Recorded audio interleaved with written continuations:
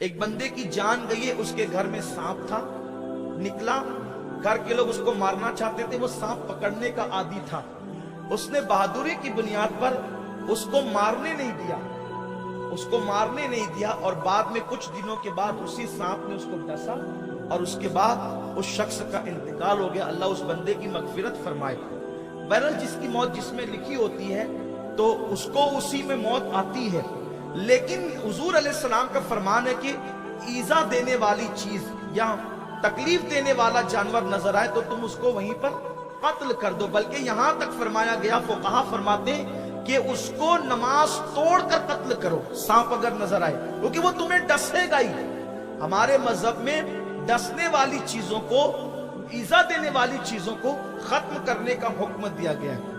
اب کبھی کبھی ایسا بھی ہوتا ہے کہ جنات بھی سانپ کی شکل میں آتے ہیں، تو ہمارے بزرگوں نے فرمایا کہ اگر آپ کو ایسا شبہ ہوتا ہے کہ یہ جنات سانپ کی شکل میں آ گیا ہے تو آپ یہ کہہ دیں کہ چلے جائیں، یہاں سے چلے جاؤ، دوبارہ کہہ دیں چلے جاؤ، تیسری بار کہہ دو چلے جاؤ، پھر بھی نہ جائے تو آپ اس کو مار ڈالیں، آپ پر کوئی گناہ نہیں ہے۔ اس سلسلے میں ہماری جماعت کے بہت بڑے بزرگ حضور سیدی سرکار امام شاہ عبدالعزیز محدث دہلوی رحمۃ اللہ علیہ کا ایک واقعہ ہمارے بزرگ بیان کرتے ہیں۔ واقعہ یوں ہوا کہ شاہ عبدالعزیز رحمۃ اللہ تعالی علیہ کے گھر میں ایک سانپ نکلا، اور سانپ نکلا تو آپ نے اس کو مار ڈالا۔ جب آپ نے اس کو مار ڈالا سانپ کو، تو چونکہ وہ اتفاق سے جو جنات کا بادشاہ تھا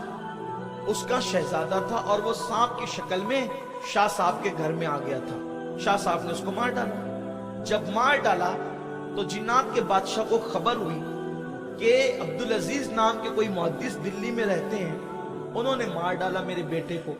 تو اس نے چند جنات کو بھیجا انسان کی شکل میں، کیونکہ جنات جو ہے وہ بہت مختصر وقت میں کہاں سے کہاں پہنچ سکتے ہیں، وہ شکلیں بھی بدل سکتے ہیں۔ تو اب ایسا ہوا کہ وہ آئے، شاہ صاحب کے دروازے پہ دستک دی، دروازہ کھلا تو شاہ صاحب سے کہا کہ آپ سے کام ہے، ذرا باہر آئیں۔ جیسے ہی باہر آئے تو کہا چلیے ہمارے بادشاہ نے آپ کو بلایا ہے۔ چند قدم چلے تو کیا دیکھا کہ دلی تو ختم ہو گیا، لیکن ایک نئی بزم میں آپ تشریف لے گئے، جہاں پر بہت سارے لوگ موجود تھے، عجیب عجیب چہرے والے، اور وہاں پر ایک بزم سجی ہوئی تھی اور ایک بادشاہ بیٹھا ہوا تھا۔ شاہ صاحب کو لے جا کے کہا کہ یہی مجرم ہے۔ شاہ صاحب نے کہا میں نے کیا جرم کیا ہے؟ تو بادشاہ نے کہا آپ نے میرے بیٹے کو قتل کیا۔ شاہ صاحب نے فرمایا میں نے کسی کے بیٹے کو قتل نہیں کیا۔ کہا وہ جو سانپ آپ کے گھر میں تھا وہ میرا بیٹا تھا۔ شاہ صاحب نے فرمایا تیرا بیٹا تھا یا کون تھا مجھے نہیں پتا، میں تو اتنا جانتا ہوں کہ میرے حضور کا فرمان ہے قتل الموذی قبل الایذا، ایسی چیز کو قتل کر دو جو تمہیں ایذا پہنچائے، اور اس سے پہلے اس کو قتل کر دو کہ وہ تمہیں ایذا پہنچائے، ایذا پہنچانے سے پہلے تم ایذا پہنچانے والے جانور کو قتل کر دو۔ میں نے تو حضور کے فرمان پہ عمل کیا ہے، اب آپ بادشاہ جنوں کے اور آپ کہتے ہیں کہ میرے بیٹے کو قتل کر دیا تو ہم بھی تمہیں قتل کریں گے، میں نے حضور کے فرمان پہ عمل کیا ہے، آپ کیسے مجھے قتل کر سکتے ہیں؟ تو بادشاہ نے کہا کیا یہ حضور کی حدیث ہے؟ انہوں نے کہا بالکل حضور کی حدیث ہے۔ کہا ہمیں نہیں پتا کہ حضور کی حدیث ہے۔ تو شاہ صاحب نے فرمایا آپ کو نہیں پتا تو میں کیا کروں، مجھے پتا ہے کہ حضور کی حدیث ہے، میں نے اس پہ عمل کیا ہے، کوئی ضروری تو نہیں نا کہ حضور کی ہر حدیث ہر بندے کو یاد ہو۔ تو اس بادشاہ نے کہا ٹھیک ہے اگر یہ بات ہے تو ابھی فیصلہ ہو جائے گا۔ کہا ایک کام کرو مدینہ منورہ جاؤ اور جا کر کے وہاں پر بہت سارے جن رہتے ہیں جنہوں نے رسول اللہ کی زیارت کی ہے، جو حضور کی محفلوں میں بیٹھے ہیں، ان میں سے بزرگ جن کو جو صحابی ان کو بلا کر کے لاؤ کہ وہ آ کر کے فیصلہ کریں گے کہ شاہ عبدالعزیز صحیح کہتے ہیں یا بادشاہ صحیح کہتا ہے۔ بس چند جن گئے اور تھوڑی دیر میں واپس آئے تو دیکھا کہ بہت نورانی چہرے والے بزرگ تشریف لائے اور بہت بوڑھے ہو چکے ہیں۔ جیسے ان کو دیکھا سارے جنات کھڑے ہو گئے اور جنوں کا بادشاہ بھی کھڑا ہو گیا، اور اپنے تخت پر جنوں کے بادشاہ نے اس بزرگ کو بٹھایا اور وہ خود دوسری طرف بیٹھا۔ یہ ادب کیا، احترام کیا، اور آنے والے بھی وہ جن صحابی تھے، یعنی جنوں کی عمر بہت زیادہ ہوتی ہے نا، تو جن صحابی تھے، سب کا احترام کیا۔ تب بادشاہ نے کہا حضور آپ کی बारगाह में एक मुकद्दमा है।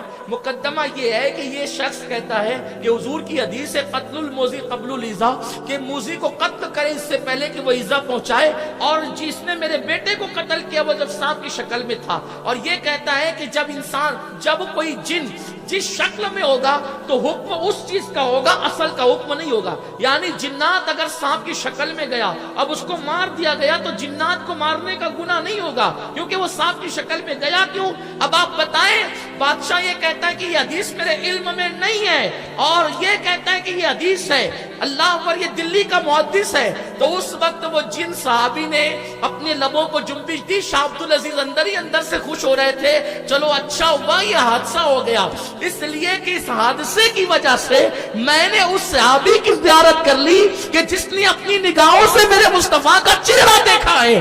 अगर ये जिन्नात है लेकिन इनकी ज़ियारत हो गई, इनकी आंखों की ज़ियारत हो गई। तो वो जिन्नात सहाबी ने कहा बिल्कुल ये सच कहता है, क्योंकि जिस महफिल में मेरे नबी ने ये हदीस पढ़ी थी उस महफिल में मैं खुद मौजूद था।